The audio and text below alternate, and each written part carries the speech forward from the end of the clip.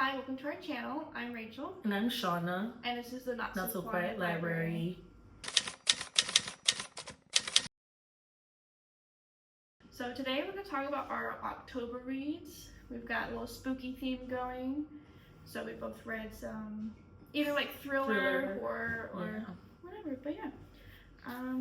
I'll go first with my DNF. Okay. To get it out of the way. Yes. So I started The Long Walk by Stephen King. This is a book that I was pretty excited to read because the movie's coming out and I like Stephen King. I've never read this one. And so I knew it was about like a group of boys and they're pretty much walking until they can't walk anymore. And I knew that if they fail to do so, as he states in the book, you get your ticket. So. Well. But so far, it hasn't been a terrible read. It's just been extremely slow. So I did kind of put it down for a bit and started some other books. Okay. But I really think there's a lot more meaning into it than just like, the plot. There's a lot, like, themes going on. Okay. And so I kind of realized that. I was like, maybe I need to pay more attention to the conversations that the boys are having. Why this person got his ticket before the others. And then there's a couple things I have questions about, like they mention a prize, and no one has even talked about what the prize is. And also, I really want to know why they are doing it, because it doesn't seem like they're being forced to, but these are like young, I would say like 15 to 17-year-olds. Okay. And it seems very voluntary, but at the same time, it's 100 of them. So 100 people volunteering, knowing that one of them's gonna make it. So it's kind of like imagine volunteering for the Hunger Games. Yeah. But you don't do that. So yeah. I'm curious why they are volunteering. So is this a DNF for good or a DNF that you'll try to circle back to? Yeah, I'm gonna circle back. Okay. I just didn't feel it was going well with my Spooky October. Gotcha. And I really wanted to get to my next book. Gotcha. But yeah, I will get back to it. It's definitely just a little bit slower than I expected. So. Slow burn. Yeah. All right, what about you? All right, so for my spooky read, it's more psychological thriller than like actual spooky, but it was really good. I read an entire series, the Housemaid series by Frida McFadden. Book 1 is The Housemaid, and it follows Millie. And so Millie, the book starts out with her going to an interview for a housemaid job, and she's like, after the interview, she's so worried that she hasn't gotten the job because she has a past. She wouldn't tell what her past was at this point, but she just kept referring to this past. And then a few weeks later, she gets a call that she got the job, and we see her navigating day to day, being a housemaid for this family. It's a husband, a wife, and the wife's daughter. The wife is just like proving to be crazy somehow because she will say, Millie, I need you to pick up, I'm just gonna use a random name because I can't remember the daughter's name, but she would be like, Millie, I need you to pick up Amelia from school at 3 o'clock on Wednesday. And then Millie gets to the school on Wednesday at 3 o'clock, and Amelia is leaving with Rachel because Rachel was arranged to pick up Amelia, and the mom already knew this from this moment. And when Millie calls, she's like, why would you think that I wanted you to pick up Amelia? She's like, am I crazy or is this bitch crazy? Because she told me to do it this morning. And things continue like that. Like, also, for instance, she told Millie, call me Nina. No need for formalities, you know. And then her bougie friends come over for lunch, and Millie proceeds to call her Nina, and she's like, how dare you call me Nina? My name is Mrs. Winchester. Oh no. You need to respect me in my home. And it's just like, Millie is like, what is going on? Like, am I losing it? And so,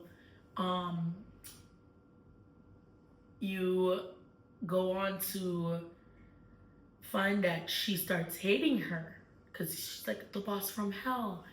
And the husband, might I add, is really handsome, and Millie keeps talking about having eyes for this husband.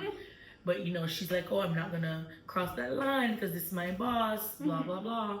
But then an opportunity presents itself where the wife is out of town, and Millie and the husband ends up in a situation where they drink 2 bottles of wine. And they're in a hotel room together and they sleep together. And so the wife knows about this. She's still behaving crazy when she comes back, and he throws her out and is like, oh, I'm gonna be with the housemaid now. And then the housemaid, girl, this is the first moment I wanted to slap her. Because, okay, I get it, you slept with your boss, he's divorcing his wife. Why would you 5 minutes later be like, oh, I'm gonna take this house back? Girl, you can't take back a house that wasn't yours. And also, calm down, relax. You don't know if maybe it was a bad judgment call and he's gonna sleep on it and tomorrow wake up and want his wife back. Like, you could just calm down. But when he throws the wife out, he starts taking his mask off and proving that he was the problem this entire time. And that he was literally a sadist. Like, he has this creepy attic room, and this is the room that Nina puts Millie in when she gets hired, and she kept saying how creepy the room looks and how weird it is that the door only locks from the outside. Well, it's because the man locks them in the room as a form of punishment for the simplest things.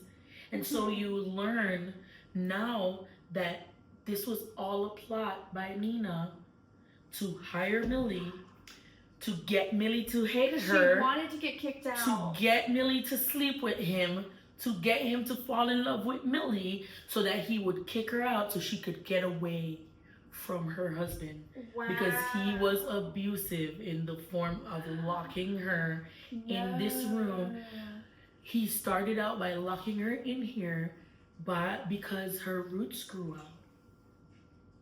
And he literally locked her in the room and said that, oh, you have to be punished because you need to learn that you have to keep yourself presentable. And he made her pluck 20 strands of her hair out. Oh my goodness. And each strand got inspected, and it had to have a follicle on it, or else she had to start over. What the heck? And give them to him before she got let out of the room. And it was weird things like this that he would do. And so he did it to Millie. But because of Millie's past, and this is where her past gets revealed, that she has a prison record. She was actually in prison for, I don't want to make a mistake. I want to say between 10 to 15 years. Yeah. So from the age of a teenager, like 15, well, I want to say maybe 16, all the way to adulthood, she was in prison for murder. But it's because her college roommate or friend was being assaulted, and she bashed the guy's head in to protect her friend, and she went to prison for his murder. And because Nina knew this, she was like, oh, this person would kill to protect somebody. So she orchestrated this whole thing. Yeah. And She killed her husband. yeah, she did. Okay, good. So Millie kills him. Nina comes back because she's like, there's a gardener named Enzo who pretends that he can't speak any English. He only can speak Italian. And he just does this because it's like easier to stay out of everything if you can't speak English. And Enzo ends up helping Nina get away. And he encourages her to come back to protect Millie, because it's like, yes, we get it that she was wrong for sleeping with your husband, but you also pushed this entire narrative, and you were leaving her to be killed by this man. So she goes back, and when she goes back, she pretty much protects Millie. She's like, hey, you leave, I will call the cops and tell them that it was me, I came and found him here. And so she does this, and the cop comes, and it turns out that the cop is like, my daughter was engaged to him, and my daughter left, and she was never the same. And she doesn't speak about it, but she's closed off. She has never dated again. Oh wow. She navigates the world now so like nervously. Mm-hmm. So you start to think he was doing this to the daughter, to the Right. cop's daughter. So the cop goes, "Oh my God, that pesky door! I can't believe that door locked and locked him in that attic for an entire week while you were away. It's so sad. I'm so sorry you had to come back and find him dead in this room. Oh my Thank goodness for goodness." that Yeah, and so cop. they all got away with it because the cop pretty much knew what happened, but is like, well, my daughter was affected by this man. Yeah. And so the book ends with the funeral, Mm-hmm. his funeral, and she's there as like the sad wife, you know, and his mom comes up to her. And I kind of left this part out, but Millie had him to like extend the time that he was locked in this room. Millie had him pull some of his teeth out with pliers. And it was so random for her to make him do this. But turns out that the mom goes to Nina, the wife, and says, "Oh, it's so sad. You know, I'm so sad to lose my son. But I did talk to a friend at the police station, and they told me the condition that he was in when he died. And you would think he would have learned a lesson when I pulled his baby teeth out, how important dental hygiene was. So I'm so happy that you taught him a lesson." And then so the book ends with you realizing that this all started with the mom. Oh no. Because the mom used to punish him like this from he was a child. No. And so he developed this weird fetish for this punishment style. But it's the mom is the center of it all. That is. And so that's how book one ends. That's crazy. That's good though. Yeah. I can't wait to watch that. Yeah. And so do you want to do your second book? Yeah. I'll talk about My Best Friend's Exorcism. So this one, so it starts with two friends. They met when they were pretty young. The one girl, I don't remember their names, but she had a birthday party and no one showed up because there was another birthday party going on. But the new girl in town did show up, so they became really good friends. Okay. And funnily, the gift she gave her at her birthday party was a Bible. And the girl was like, "This is stupid." Oh my whatever. goodness. So then it jumps to them in high school. There's a group of like 4 girls, and they are just kind of like hanging out, and one of them has LSD. And so they're like, "Oh, let's try it out." Ooh. They're doing it, and literally nothing is happening. None of them have any, anything going on. They're like, "Wow, this is a bust." Whatever. So the one friend though, she kind of like runs off, and for some reason she goes like skinny dipping, and she jumps in the water, and they can't find her. So like, where the heck Goodness. did she go? And the friend is like looking for her. The other girls seem to not care, so she runs in the woods, encounters this like outbuilding, and there's like graffiti, just like crude stuff written on there. And she's pretty sure she hears like a man's voice or something. And then later she runs into her friend, finds her, and her friend is just like out of it. She has no clothes on, she's covered in dirt.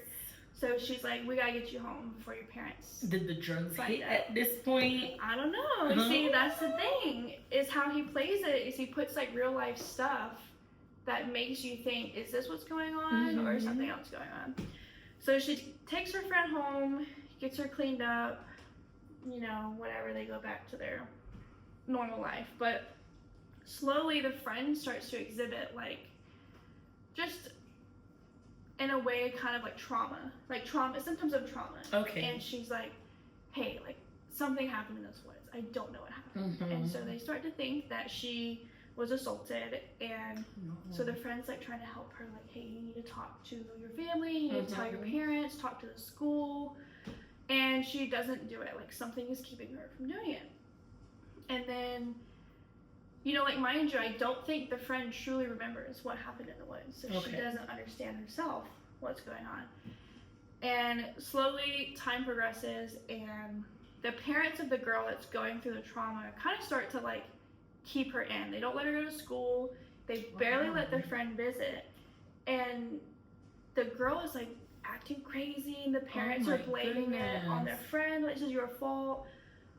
This is because of the drugs. And the friend's like, no, there's something else going on. Because she knows. How long does drugs last in somebody's they didn't feel body? anything. Remember, none of them felt No, what anything. I'm saying, even if that were the case, like, for her to be constantly exhibiting these behaviors, why would you think it was drugs that she took once? Exactly. And Makes so then, no sense. And then the parents start to think that she's, you know, becoming like sexually active. So then they start taking her to a doctor. And they start checking her for all this stuff. And the friend keeps showing up and is like, hey, there's something else going on here.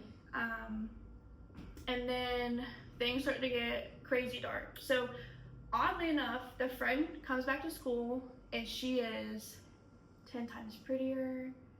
She started drinking this shake that was like making her skinny. And she starts talking with the other girls. Also, she's like disowned this friend. She's like, I don't know you anymore. No. And she started like helping this other girl lose weight and get skinny. Helped this other girl also like flirt with this man that she really liked. But in reality, she was like faking these love letters. So she was kind of ruining these girls' lives because the shake she was giving the girl to lose weight was actually like a tapeworm or something. Oh my goodness. And so the friend ends up really digging deep, and she finds a priest. That is kind of funny. They do like a pep rally at the school, and there's this guy. He's all like buff. He's like lifting weights, and they're like praising God, and they're obviously like Christians, but they're probably not familiar at all with exorcisms. But she goes to him and she's like, hey, I think my friend is possessed. We need to do this. And he's just so goofy. Oh my goodness. He's so excited. He's like, oh my God, I get to do my first exorcism. And she's like, well, do you want to get your dad for help? He's like, no, I got this. I can do this by myself. And having never done one before. Right? And so then she goes and she like, they kind of kidnap the friend because they have to trick her because she's possessed. And a lot of like dark stuff happens, but she gets the friend. They lock the friend up, and they like the priest goes to town. He's going through all this stuff. Nothing is helping, and it gets so bad because I think what happened is he was going like way too hard, and the friend was like, "You're gonna kill her." So then she kicked him out, and he said, "I'm gonna go get my dad and come back," but he never came back. So she was left there alone, and she ends up kind of like reciting the same verses he was reciting, but using things from their childhood. So she was pulling out memories from the first time they met, or like memories when one stood up for the other, and just like essentially, like as lame as it sounds, using the power of friendship to then exorcise her friend. And then she was fine. Unfortunately, the other girl that helped her ends up getting arrested, and for the kidnapping. Yeah, essentially. Oh. But when she goes to court, the priest comes back and defends her. Okay, that's good. And helps her get out, and then they live happily ever after. That's good. They stay friends forever, and it's just this crazy, just experience that they lived through. But I really enjoyed it. Question. Yeah. Which one got the Bible? Was it the one that got possessed? No, the one that gave the Bible was the one who got possessed. That's so crazy. It is. And she was like, personality-wise, she was kind of like, I don't mean this in a mean way, but like basic girl. And then the other friend that was helping her was very like emo, kind of goth a little bit. So you would almost expect and that's also why the family was like, oh you're giving our daughter drugs and everything. Because they were very strict on her, and then the other girl was like, she kind of had a little bit more freedom. But yeah, there was a lot going on, but I liked the parallels in which he compared this possession to like what goes on in teenagers when they go through their teenage years. And so you're kind of like, oh, is this just a teenage thing? Like, is she just, you know, moody, or is she possessed by a demon? So it's kind of really cool parallel with that. But and I liked the happy ending. So nice. But, all right. What's your next book? For my second book, I read the second book in the Housemaid series, and that one is called The Housemaid's Secret. And so this jumps a few years after everything I told you that happened in the first book. And Millie has now, number one, decided that she wants to go back to college to become a social worker. Okay. And the same way she helped Nina out in book one of like getting away from her abusive husband, essentially, she starts helping other housewives this way, right? And you have learned that since the gap in book one, she also started a relationship with Enzo, the Italian gardener, because he knew English all along. Okay. And we find that out. And so they started dating, and Enzo has all these connections somehow. He always knows a guy. That's his favorite line. He is the funniest character in this entire book series. It's supposed to be spooky, but he has me laughing. He just the little Italian accent, because I did go back and forth between reading and listening to audio, because I was just so sucked in that whenever I was like driving to work or busy around the house, I didn't want to put it down, so I would switch to audio so I can listen to it. And everything is just funny about him, the things he says, his little sarcasm. And so he always knows a guy that can make you a fake ID, a fake passport. He knows a guy that can get you a job. He knows a guy that can erase video footage. He knows somebody for everything. Yeah. And so they partner up to help these housewives. And so they've done it a couple of times, and now Millie is looking for just a regular job. She doesn't want to do this anymore. Enzo has left to go back to Italy because his mom is sick, and so they broke up. And this is a few months after that, and now Millie is dating just some upper class regular guy from New York. He has some money, comes from a family with money, and so she's very nervous about telling him about her past. Her past is a theme in this entire series. Her past is like hanging over her like a dark cloud, and I'm certain she makes it worse than it needs to be, because if she just opens up and is honest from the beginning, I don't think it would have the detrimental effect that it does essentially have, but she's causing it because she holds so much weight to her past. Yeah. And she almost like navigates her life based on what she thinks people will think of her, instead of giving them the chance to tell her what they think. And that's gotta be stressful. It's heavy, and annoying, right? Yeah. It was stressful as a reader. Oh, she was annoying with it. But like I said, in book two, she wants to get just a regular job. She doesn't want to do that, you know, helping somebody get away with something. But she gets hired by this husband, and she gets told that the wife is ill, and so the wife stays a little secluded in the guest bedroom of their apartment. And it's just, you know, a lot of things weirding her out. Like, why is this wife locked away? Why she never comes out of the room? When the husband does get food for her, it's just little bits, like just a small portion at a time. And, you know, she sees the husband give her like jewelry, and it's like, oh, I'm giving this to her because, oh, she wasn't feeling well yesterday, like just stuff like that. And she goes against the husband's wishes and knocks on the door one day. And the wife opens the door, and her face is all bruised and battered, and she has blood dripping from her. So now Millie is like, oh my goodness, this man is abusing his wife. I have to help. I'm not gonna get into like the twists and turns because I don't want to drag it out, but it gets so spirally, and then you find out that the wife orchestrated all of this, and that the husband that hired her wasn't really her husband.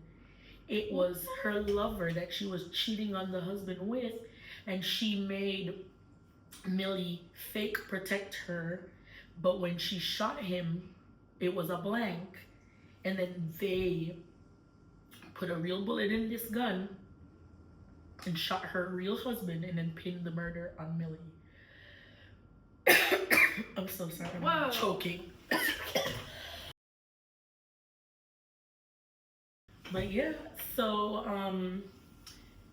we're introduced to her by seeing her, and this is the wife.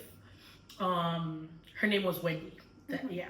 And so Wendy directly puts herself in Douglas's path. That's her husband's name. And essentially seduces him because of the fact that he had money. So it was all a plot from the beginning of their marriage. And so she pretty much wanted to be like upper class lifestyle.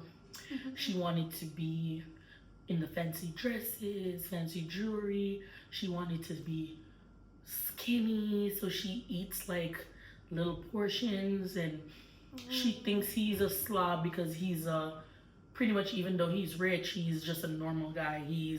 I want to pig out on the weekends in my sweats and a t-shirt and eat pizza and watch TV, and he just wants to live comfortably, and she just hates that.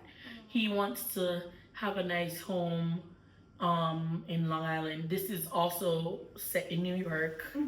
And so yeah, he wants to have a nice home on Long Island and raise a family and stuff like that. And she wants to live in a penthouse apartment in the middle of the city because she wants to be like a socialite. She doesn't want to work. And so she feels so entitled now that she has met his assistant's husband, thinks he's hot, starts an affair with him, and then gets upset because her husband found out and wants to leave her. And she's like, oh, you can't leave me penniless.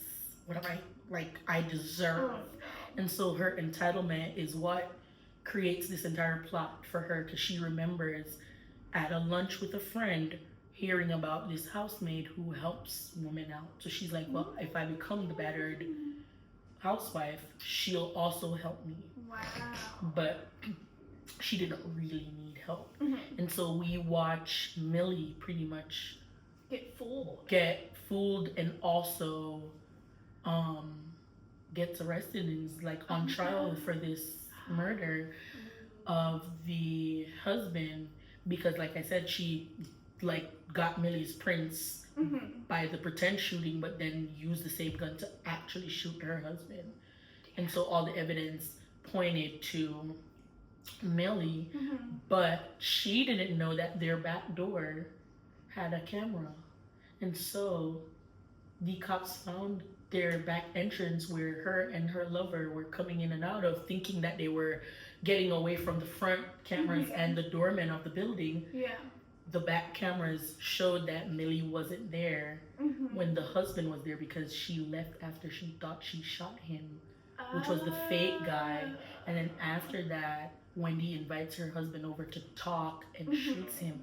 So then the evidence clears Millie up. But then the wife of the lover, Millie meets her, introduces herself to her, and also kind of like nudges her into like what to do. And the wife, I want to say that these cheaters have the audacity in this entire book, because Wendy used to take Russell, her lover, to her and her husband's apartment, and is like literally living in this apartment with your other man. And then Russell takes Wendy to his wife's lakeside cabin. It's like, why are you cheating on your spouse and you're using your spouse's home? Like your spouse's space. Like, you have no respect for your partner at all. And they're at this cabin, and Russell's wife goes there and pretty much kills Russell, and then forces Wendy to kill herself and forces her to first write a suicide note and admit to or confess to killing her husband, Russell, and herself. So she essentially clears everybody up. Yeah. And so that's book 2. That's Really crazy. good. It is crazy. I was just like the whole time. That's a lot of twists, a lot of characters, and a lot of cheaters. Yeah. Okay. Do you want to do your book? All right, I'll do my third. So I'm still reading this one. I'm a little more than halfway. But this is The Exorcist, and I am really loving this book. I love the writing style, and I love the intro, and I like that you kind of are reading from, it's not first person, but you're reading from like the priest's point of view and like what's going on in his life, and then the mom and the daughter's point of view, and then they kind of come together. But to start, so it's a single mom and her 12-year-old daughter, and the mom is an actress, so she's kind of busy, but she's not like an absent mother, but she does have an assistant and then 2 housekeepers. And so her daughter starts to kind of act a little weird, and the first thing she notices is she's really bad at math, because she's usually really good at math, and suddenly she's not. And also, the most annoying thing is almost how obvious the possession is and how long it takes them to realize was kind of bothering me. But I do think, this is probably like an original novel about possession. I don't know for sure, but just this was like probably one of the first, and a lot of other books are probably based off this one. Okay. But anyway, so one of the first things is she goes to play with her daughter, and her daughter is sitting there playing with a Ouija board. She's like, oh cool, why don't you show me how to use it? So they're sitting there playing with this Ouija board, and the daughter is even doing it, and the thing is like, no, don't let your mom play with this. And it's like, okay, that's my first sign of like, there's something weird going here. Like, girl. And the mom is barely concerned. Oh my goodness. Yeah. And now at the same time of this, the local churches have someone coming in and kind of like vandalizing the churches, but in a very, very like un-Christ-like way. Okay. So they're kind of like, this is weird. And they even get a letter that's like typed out, like typewriter on like full perfect Latin. And so they're like very concerned. So they bring this letter to a priest to kind of like investigate. So the daughter ends up getting a little bit worse, and the mom takes her to a doctor. They check her for everything physical, and the doctor's like, okay, I can't find anything. You're gonna go see a psychiatrist. They see a psychiatrist, and this psychiatrist goes through every possible mental disorder, all the way down to even the fact that the daughter learned about possession and is imitating a possession, and then recommending that doing an exorcism would probably help her because she thinks she's possessed, and therefore the exorcism would so everything except the fact that she Exactly. could possibly be possessed. Yes. Okay. And it's like to the point like this girl is bending backwards, Oh crawling my around, goodness. and even like having a whole new face, which you've probably seen in a lot of possession movies. It's just like they get a whole new face, and That is crazy. yeah, and then speaking a whole other language. So I think finally a psychiatrist recommended going to a priest, and she ends up contacting this priest that we've been reading from the other point of view, and he's a great man, but I think he has kind of admitted that he's slowly losing his faith in his like priesthood, I think. I'm not sure exactly what to call it, but he even is like, I don't think your daughter's possessed. That's like, hasn't been a thing. Yeah. Let me go check her out. But obviously she says some things that only the priest himself would know. So he's like, okay. But he admits him and other priests don't know anything about exorcism. So he goes home to investigate. But also, while all this is happening, so the mom has a friend, because she's an actress, and then her director for a movie she did recently comes over and visits a lot. And he's a big drunk, and one day he comes over, the mom's not there, so he just stays for a little bit, and then leaves, and the mom gets back, and the assistant's like, oh yeah, so-and-so stopped by, but he's not here anymore. And the next day she gets called and told that he has died. And he was found outside their house down these steps. So that their like backyard or their window goes to like, I don't know exactly, but there's like some steps and it's a long drop. Oh my goodness. And so she's like pretty upset, and everyone's assuming he stumbled while drunk and then passed. But this detective keeps coming over, and I wish he was just more straight to the point and honest. But he's sitting here like, oh, I just have a little question. And he is like tricking them. Like he's having these full-on conversations, and then he's like taking something and leaving because he's pretty sure that someone pushed him. Oh. Now, mind you, when she got home, she went to check on her daughter who's in bed, like in a coma, and the window was open, and she just shut the window, didn't think anything of it. Oh, but my that's goodness. where the body was right outside that window. Now, not only that, but he had a neck injury in which his neck was turned all the way around. So this detective is like, he didn't just fall. Yeah. But the mom slowly starts to realize that her daughter had done that. And so she gets the priest, and the priest is like, well, why haven't you taken her to a doctor? And she's like, well, because this thing happened, and I can't have anyone know. Meanwhile, this detective is still spying on her. So now the detective is like, why is this priest coming here at night and leaving and not being very open? So that's where I'm at right now. Okay. But it's really good. I like the, reading from the priest's point of view. Also, the very beginning intro, I think, has like, it kind of like hints at someone in like Afghanistan, I think, and he gets, I guess, like something opened up and released a demon. Oh, and then it kind of like hinted at it later where someone was like, oh, there was this Navy officer that owned your home before you. Oh. And so I think that was that guy. He brought something in the home. And Got you. Daughter probably playing with a Ouija board or something. Yeah. It's funny because I always say I would Yeah. do a Ouija board. Yeah, maybe this book is telling you shouldn't do it. All right. For my third one, I am currently reading The Housemaid is Watching, so I won't talk about that one. But Frida did release a little short story, and it's an insert in between book 2 and book 3, and it's called The Housemaid's Wedding, and it just follows Millie, the housemaid, and Enzo, the gardener from the first book. He comes back and they get married. Okay. And Millie is also expecting their child. And this one was a quick read. It was an hour and maybe 10 minutes at most.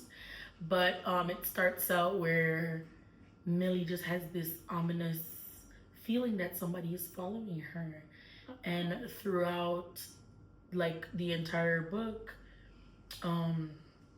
she just keeps feeling weird, like somebody keeps following her. And she keeps getting these calls too, and somebody's saying, oh, I'm gonna, slash you for what you did to me.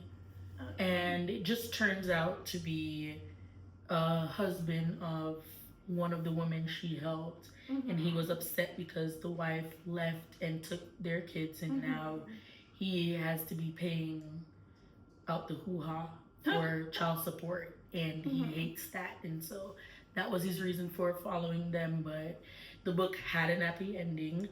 They did get married, and Enzo actually like went and beat this guy up, and Millie didn't know that he beat him up. And then so now I'm on book 3, essentially, where they have moved into a nice suburb community in Long Island, which is a far cry from the little busted Bronx apartment that they used to live in. Yeah. And at this point now, they have been married. Millie and Enzo have been married for over 10 years. They have 2 children, an 11-year-old and a 9-year-old. And they move into this neighborhood, but they have a neighbor across the street and a neighbor next door. And the neighbor across the street is a single mom, I think, with a 9-year-old, so the same age as Millie's son, and the neighbor next door is a childless couple, and both are exhibiting strange behaviors so far. But I haven't gotten to the action yet. I think I just like maybe a quarter of the way through, so I'm gonna finish this one. I like that you have a physical and it's on your Kindle. Yeah. And I assume you're probably listening to it. My Kobo. It's on my Kobo. Oh, it's Kobo. Yes. And I am listening to it too. I don't know, guys. I did get a Kindle first, and then I got a Kobo as a way to save money from buying physical books. But then every time I read a book that's really good, I buy the physical copy, and then I also go to Audible and buy the audio. So I think I think the love of reading and the love of buying books are two separate hobbies. That's a good point. Because with the amount of books and how long our TBR is, it's insane how you still go. Yeah. But that was our spooky October Halloween video, guys. Thank you so much for watching. Thank you for watching. We'll see you again soon. Bye. Bye.